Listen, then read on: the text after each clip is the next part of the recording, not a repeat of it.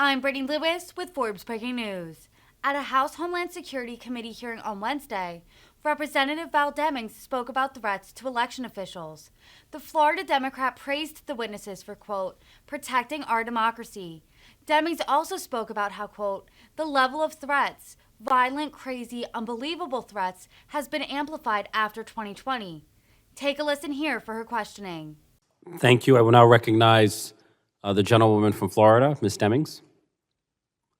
Well, thank you so much, Mr. Chairman, and to all of our witnesses, every one of you, thank you for your testimony today, but also thank you for what you are willing to do under what has grown to be unbelievable challenging circumstances. Thank you for protecting our democracy. I think we all know, or we should know, that regardless of what your home state is, that every person deserves to be able to cast their vote and have their vote counted.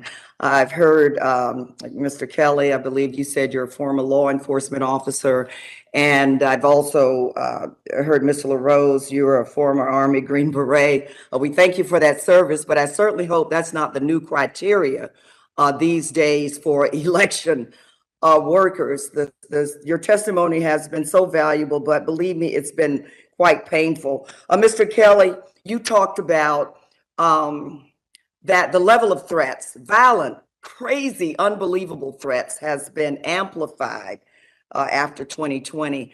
As a 27-year law enforcement officer who certainly had an opportunity to interact with a lot of election workers, I have never heard the stories during my time that I've heard since 2020. You said the threats have been amplified. I think that's such a politically correct way of putting it. But I would like to hear from you again in that particular area, as well as every witness. Well, no, matter of fact, let me start. Ms. Oliver, amplified in 2020, but you've seen it before. That's what Mr. Kelly said. You've seen it before. Could you just talk about a little bit what you've seen before 2020 compared to post 2020, please, ma'am?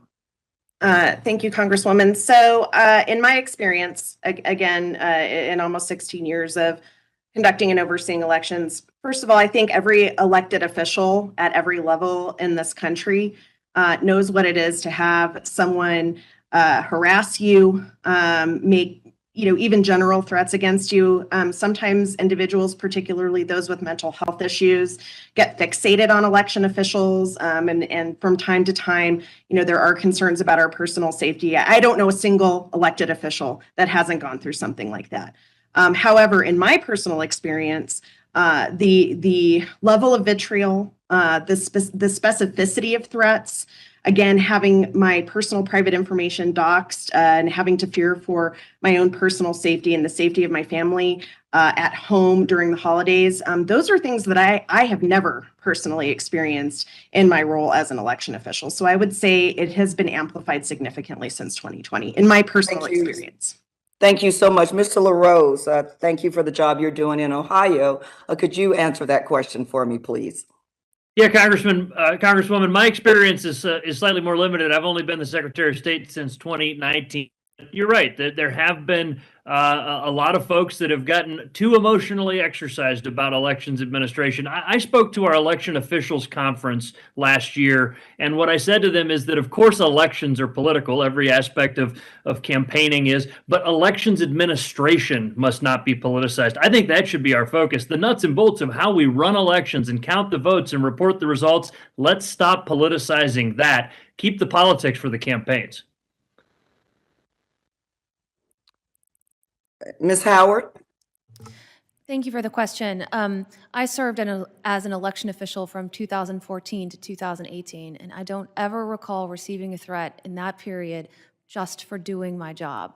However, as you've heard from many election officials, that's just not the reality today. Many election officials across the country, in red states, in blue states, in red counties, in blue counties, purple counties, are now receiving credible death threats. Thank you. Mr. Kelly, I'll end with you. You also talked about that you're not advocating for armed officers.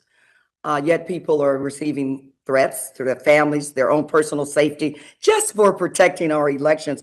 Could you talk a little bit about what you are advocating in terms of working more closely with law enforcement to protect the integrity of our elections?